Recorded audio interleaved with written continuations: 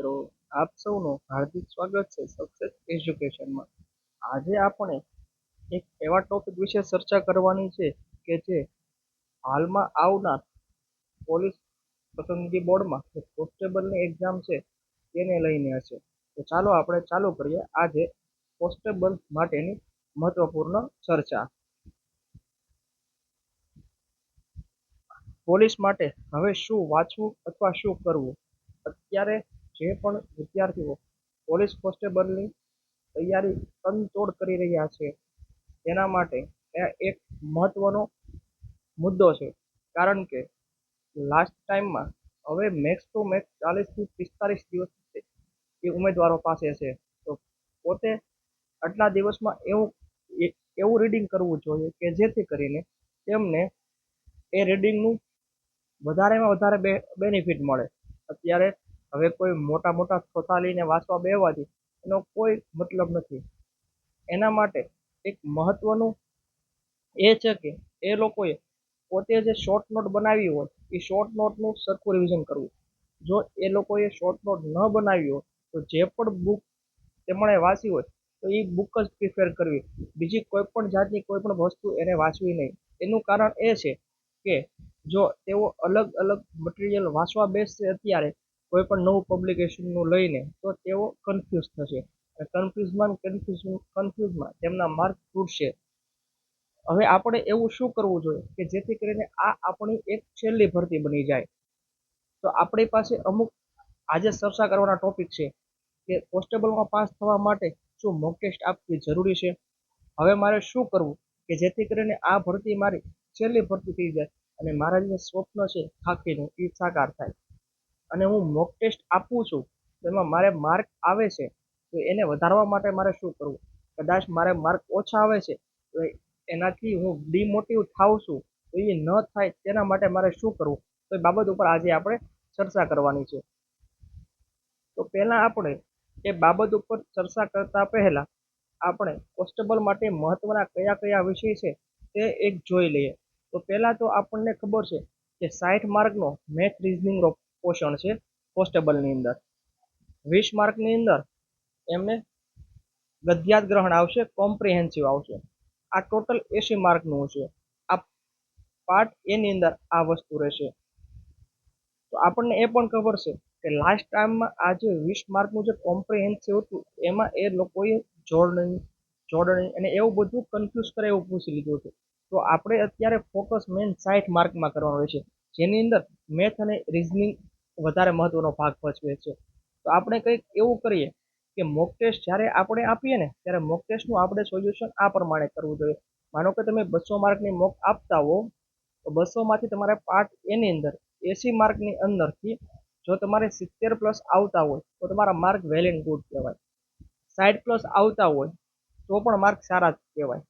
પરંતુ આ 60+ માર્કમાં જો ગુજરાતીમાં જે મોક આપો છો એ મોક બનાવવાવાળા ખાલી ઉપરથી પ્રશ્નમાંથી તમને પેરેગ્રાફમાંથી જવાબ મળી જતા હોય એવા ક્વેશ્ચન હોય તો તમારે એના ખાલી 10 માર્ક જ ધારવા. તો તમારે 60માંથી 50 માર્ક ધારવા. અને જે તમારું ગણિતમાં જે જ્યાં તમે કાચા પડતા હો જે ટોપિકમાં ગણિત રિઝનિંગમાં એની પાછળ તમારે મહેનત કરવી. આ મહેનત કરવાથી તમને ફાયદો એ થશે કે તમારે જ્યારે એક્ઝામમાં કદાચ 20 માર્કમાં એવા સાદા પ્રશ્નો જ પૂછાણા કે ઉપર પેરેગ્રાફમાંથી નીચે તમને જવાબ મળી જાય છે તો તમારે બેનિફિટ છે. બધાને એ 20 માર્ક તો આવવાના જ છે. તો તમારે એ 20 માર્ક આવશે. પ્લસ તમે મેથ રિઝનિંગમાં તમારે જ્યાં પણ તમને એમ લાગતું હતું કે મારે આ ટોપિકમાં થોડીક ભૂલ પડે છે, મને આવડે છે પણ મને ત્યાં દાખલો ગણતા રીત ભૂલાઈ જાય છે અથવા XYZ એ દાખલા મેં જોયેલા છે પરંતુ જ્યારે મારી સામે આવે ત્યારે હું ફેસ નથી કરી શકતો. એવું બન્યું હોય તો અને તમે એની ઉપર પ્રેક્ટિસ કરી હોય તો તમને સીધા રોકડિયા માર્ક એ એક્ઝામ સમયે તમને મળશે એની અંદરથી. પ્લસ બીજી વસ્તુ એ છે કે મેથ રીઝનિંગ આ પાર્ટ એમાં તમારે પાસ થવું પણ ફરજિયાત છે અને 32 માર્ક લાવવા પણ ફરજિયાત છે. તો તમારે એ પણ પ્રયત્ન કરવો કે મોક ટેસ્ટ જ્યારે આપું છું તો મોક ટેસ્ટ આપ્યા પછી એનું મારે એનાલિસિસ કરવું ખૂબ જરૂરી છે. હવે આપણે એ જોઈએ કે અત્યારે કોન્સ્ટેબલની એક્ઝામમાં બધા વિદ્યાર્થીઓને ખબર તો હશે જ કે કે કયા વિષયનું કેટલું ભારણ છે, છતાં એકવાર આપણે જોઈ લઈએ. રિઝનિંગનું ભારાંક 30 માર્કનું છે, પછી ગણિતનું ભારાંક 30 માર્કનું છે, કોમ્પ્રિહેન્સિવ 20 માર્કનું આવશે. આ 3 જે સબ્જેક્ટ છે એ તમને જોવા મળશે પાર્ટ એ ની અંદર. હવે પાર્ટ બી ની અંદર વાત કરીએ તો બંધારણ 30 માર્કનું આવશે, વિજ્ઞાન ટેકનોલોજી, વર્તમાન પ્રવાહો અને સામાન્ય જ્ઞાન આ તમારે 40 માર્કનું આવશે. અને 50 માર્કમાં ભારતનો ઇતિહાસ અને ગુજરાતનો ઇતિહાસ, ભારતનું કલ્ચર અને ગુજરાતનું કલ્ચર, ભારતની જીઓગ્રાફી અને ગુજરાતની જીઓગ્રાફી, આમના તમને ટોપિક ડિટેલમાં તમને નોટિફિકેશનમાં મળી ગયેલા છે. આપણે આજે ખાલી ચર્ચા એ કરવાની છે કે આપણે એવું તો શું કરીએ, અથવા આપણે મોક ટેસ્ટ જ્યારે આપીએ ત્યારે એવું તો શું કઈ બાબતોનું ધ્યાન રાખીએ જેથી કરીને આપણા માર્ક ગ્રો થઈ શકે. તો માનો કે હજી અમુક વિદ્યાર્થી છે એ મોક ટેસ્ટ નહીં આપતા હોય અને અમુક વિદ્યાર્થી છે મોક ટેસ્ટ આપતા હશે. જે લોકો મોક ટેસ્ટ આપે છે ને એમને પાસ થવાની સંભાવના છે ને બહુ હાઈ છે. એનું કારણ છે કે જેટલી તમે મોક ટેસ્ટ આપશો ને એટલું તમારું નોલેજ વધશે, એટલો તમારો આત્મવિશ્વાસ વધશે. પ્રશ્ન એ થાય કે ઘણીવાર મોક ટેસ્ટની અંદર માર્ક ઓછા આવે. માનો કે તમે તૈયારી 5-6 મહિનાથી કન્ટિન્યુ કરો છો, તમે પહેલી મોક ટેસ્ટ લગાવો છો, તમારે માર્ક ખાલી 100 આવ્યા. કદાચ બને એવું કે તમારથી માઇનોર મિસ્ટેક 15 થી 20 થાય. જો 15 માઇનોર મિસ્ટેક થતી હોય તો તમારે 115 પ્લસ માર્ક આવતા હોય. તમે જ્યારે પહેલી મોક લગાવશો ને તો તમારે માઇનોર મિસ્ટેક વધારે હશે. પછી તમે જ્યારે બીજી મોક લગાવશો ને તો તમારે આ માઇનોર મિસ્ટેક ઘટશે, ત્રીજી લગાવશો તો હજી ઘટશે.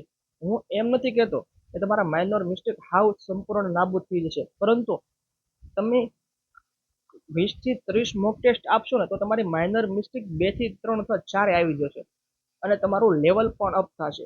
માનો કે તમારે એ ચેક કરવું છે કે મારે કયો વિષય કેટલો કમજોર અથવા નબળો છે. તો એનો એક જ રામબાણ ઉપાય છે કે તમારે કોઈ પણ એકેડમી છે, કોઈ પણ સોર્સ સંસ્થા હોય એની તમારે કમસે કમ 5 મોક ટેસ્ટ લગાવવી. પહેલી 5 મોક ટેસ્ટ. મોક ટેસ્ટ આપ્યા પછી તમારે એનું સંપૂર્ણ એનાલિસિસ કરવું. 3 કલાકમાં મોક ટેસ્ટ પૂરી થાય પછી એનું એનાલિસિસ તમારે 1 કલાકથી 1.5 કલાક કરવાનું રહે. મોક ટેસ્ટ ખાલી આપવા ખાતર નથી આપવાની. ઘણા વિદ્યાર્થીઓ જે આપણે તૈયારી કરતા હોય લાઇબ્રેરીમાં, એ લોકો અત્યારે કેવું કરે, જ્યારે મોક ટેસ્ટ હોય ને તો ખાલી મોક ટેસ્ટ ખાલી આપે પછી એના માર્ક 100, 110, 120 આવે એટલે એક મોરલ ડાઉન થાય. મોરલ ડાઉન થયું એટલે એ લોકો ખાલી ટેસ્ટના 2 પાનાને પહેલું ને છેલ્લું પાનું પેક કરીને મૂકી દે. આ એનું કોઈ સોલ્યુશન નથી. એના સોલ્યુશન માટે તમારે 110, 100 કે 120 માર્ક હોય ને તો તમારે તમે પહેલી 2, 3, 4, 5 મોક ટેસ્ટ આપી હોય ને તો તમારે બધી, માનો કે 5 મોક ટેસ્ટ આપી તો 5 મોક ટેસ્ટને તમારે જોવાનું કે પાર્ટ એ ની અંદર મેથ્સ રીઝનિંગ છે એમાં મારે કેટલા 40 માર્ક છે, 50 માર્ક છે, 60 માર્ક છે કે પછી 70 માર્ક છે. જો મારે પાર્ટ એમાં આ 5 મોક ટેસ્ટ મેં જે આપી છે એની અંદર એ 5 મોક ટેસ્ટમાં જો મારે પાર્ટ એની અંદર 60 પ્લસ માર્ક થાય તો મારે પાર્ટ એની અંદર સારો સ્કોર કહેવાય. પ્લસ હવે મારે જોવાનું કે પાર્ટ બી જે 120 માર્કનો છે, આની અંદર મારે ખાલી 60 છે, 50 છે એવા માર્ક આવતા હોય તો 60 ને 60 120 થાય, 60 ને 50 110 થાય. જો મારે પાર્ટ બી માં માર્ક ઓછા આવતા હોય, બધી મોક ટેસ્ટમાં એકમાં 50 આવે, 60 આવે, 65 આવે, 75 આવે, એવા મારે માર્ક આવતા હોય તો મારે પાર્ટ બી ની અંદર મારે કયો વિષય કાચો છે એ મારે જોવો પડે. હવે આપણને બધાને ખબર છે કે પાર્ટ બી ની અંદર બંધારણ 30 માર્કનું છે. આપણે પહેલા એ જોવાનું કે 30 માર્કમાંથી મેં 5 મોક ટેસ્ટ આપી છે તો મારે 5 મોક ટેસ્ટમાં સરેરાશ કેટલા 25 પ્લસ ગુણ આવે છે. તો 25 પ્લસ ગુણ આવતા હોય તો એ મારા માટે સારામાં સારી બાબત કહેવાય. પણ જો 25, 20 થી મારા નીચે ગુણ આવતા હોય, કોકની અંદર 12 આવે, 13 આવે, સ્કોપ વન લાઇનર હાવ હોય ને મને આવડતી હોય એવી ટેસ્ટ હોય તો મારે 25 પ્લસ આવી જાય. પણ જ્યારે વિધાનવાળા ક્વેશ્ચન આવે તો મારે ખાલી 11 માર્ક આવે, 13 માર્ક આવે. તો મારે આની અંદર મહેનત ખાસ કરવાની જરૂર છે, આટલું યાદ રાખવું.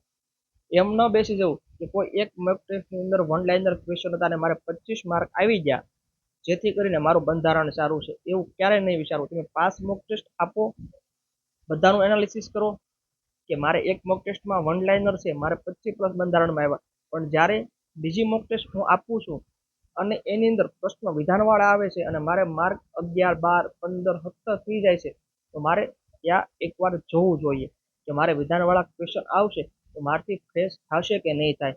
તો તમારે આ એક પોઈન્ટ યાદ રાખવો. પ્લસ બીજી વસ્તુ કે વર્તમાન પ્રવાહ, વિજ્ઞાન, ટેકનોલોજી અને સામાન્ય જ્ઞાન, આ 3 વિષય એવા છે કે જે તમારું 40 માર્કનું ભારણ ધરાવે છે. તો હવે એ જોવાનું કે વર્તમાન પ્રવાહ એ કમસે કમ 10 માર્કનું, 10 કા 12 માર્કનું પૂછશે. બધું 12 માર્કનું પૂછે કા 13 માર્કનું પૂછે તો 13 ને 39 માર્ક થાય. તો બધાને આપણે 13 ગણવી તો આપણે એટલું સામાન્ય ગણી શકીએ કે વર્તમાન પ્રવાહ, વિજ્ઞાન અને સામાન્ય જ્ઞાન આ બધા ટોપિક આપણા માટે આઈએમપી કહેવાય. અને એ લોકોએ તમને જે નોટિફિકેશન છે સિલેબસ એમાં બધા ટોપિક આપેલા છે. તો આપણે આની ઉપર પકડ મજબૂત બનાવવી પડે. પહેલી પકડ આપણી મજબૂત થવી જોઈએ બંધારણની અંદર. એમાં આપણે 25+ માર્ક લાવી એકવાર જોઈએ. તો તમે 25+ બંધારણમાં માર્ક લાવવા મળો અને 40માંથી કરંટમાં તમે 10+ માર્ક લાવો, વિજ્ઞાનમાં 10+ લાવો અને સામાન્ય જીકેમાં 10+, તો તમે 30 માર્ક અહીંયા લાવી દો તો તમે આની અંદર તમારો સ્કોર સારો કહેવાય. 40 માર્કમાંથી 30 લાવો તો તમારો સ્કોર સારો કહેવાય. હવે આપણે વાત કરીશું 50 માર્કની અંદર જે છે કે ઇતિહાસ, સાંસ્કૃતિક વારસો અને ભૂગોળ. સાંસ્કૃતિક વારસામાં એ લોકોએ જે ટોપિક આપ્યા છે એમાં વધારે પડતા ટોપિક ગુજરાતના લગતા છે. તો ફોકસ ગુજરાતના વારસા ઉપર વધારે કરવું. પ્લસ ઇતિહાસની અંદર કે ઇતિહાસમાં આપણે એ વસ્તુ જોવી, ઇતિહાસ એનસીઆરટી બેઝ વધારે કરવો, કારણ કે એ લોકો એનસીઆરટી ઉપર વધારે ભારાંક આપે છે. પ્લસ આપણે સામાન્ય જ્ઞાન માટે ગુજરાતના જિલ્લા અને કોઈ પણ પબ્લિકેશનની સારી જીકેની બુક લઈને રિવિઝન કરવું, જેથી કરીને આપણને કોઈ પ્રોબ્લેમ ન આવે. હવે આપણે વાત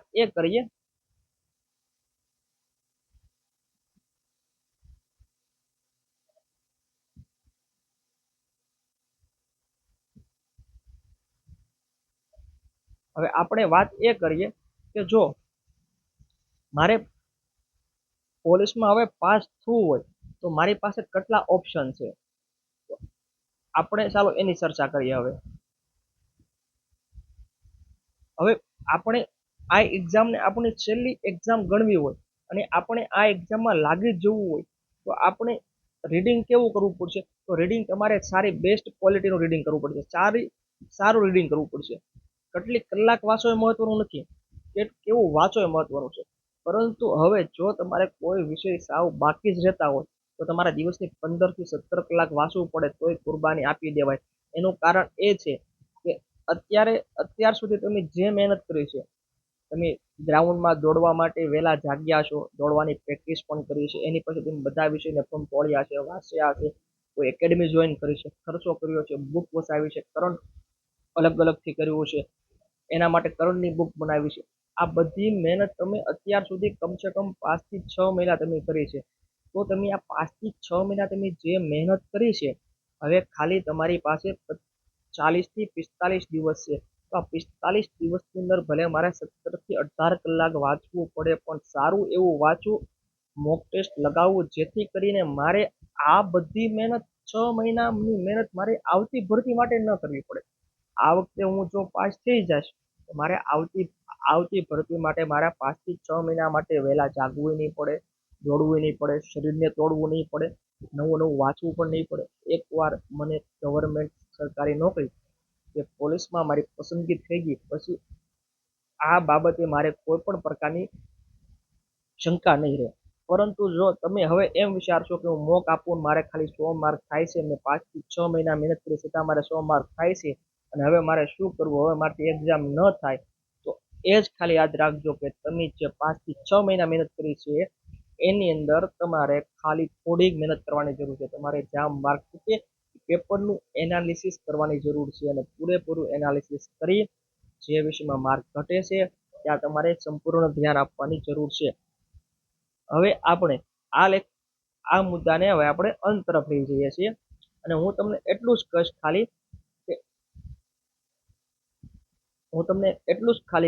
કે આ એક્ઝામને તમે તમારી છેલ્લી એક્ઝામ માની લો. એક કાનમાં વાત કહું છું કે તમારી પ્રતિકૂળતાને સમયની પ્રતિકૂળતા ઉપર ઢોળી ન દેતા. થાય એટલી મહેનત કરી લેજો. છેલ્લી એક્ઝામ છે એમ કરીને તે આત્મવિશ્વાસ પ્રબળ રાખજો. જેટલી અપાય એટલી મોક ટેસ્ટ આપજો. મોક ટેસ્ટ આપ્યા પછી તેનું સોલ્યુશન કરજો. સોલ્યુશન કર્યા પછી એનાલિસિસ કરજો. અને એનાલિસિસ કર્યા પછી આપણી જ્યાં ભૂલ હોય, જ્યાં ત્રુટી હોય એ ભૂલ શોધજો. અને જે વિષય નબળા પડતા હોય એ વિષય ઉપર પૂરેપૂરું ભારાંક એ વિષય ઉપર પૂરેપૂરું ધ્યાન આપજો. બસ આ એક જ મારી નમ્ર અપીલ છે. જય હિન્દ, જય ભારત. અને હવે જો તમે એમ ઈચ્છતા હો કે તમે મોક ટેસ્ટ આપો છો, તમે તમામ વિષય વાંચેલા છે, ભૂગોળ છે, ઇતિહાસ છે, બંધારણ છે, પછી કરંટ અફેર છે, ગણિત છે, અને તમે વાંચવા છતાં તમારે માર્ક તૂટે છે, તો હું એવું શું કરું કે જેથી કરીને એ વિષય મારા મજબૂત થાય, એ તમે જાણવા માંગતા હો તો આ વિડીયોના અંતે કમેન્ટ બોક્સમાં આપ જણાવશો કે અમારે આ વસ્તુ જાણવી છે કે અમે એવું તો આટલા દિવસમાં શું એવું રીડિંગ કરવી કે જેથી કરીને અમારા માર્ક એ વિષયમાં વધી શકે, એવું કમેન્ટ કરજો જેથી કરીને હું બીજો વિડીયો ઉતારી અને તમને મોકલી શકું. જય હિન્દ, જય ભારત.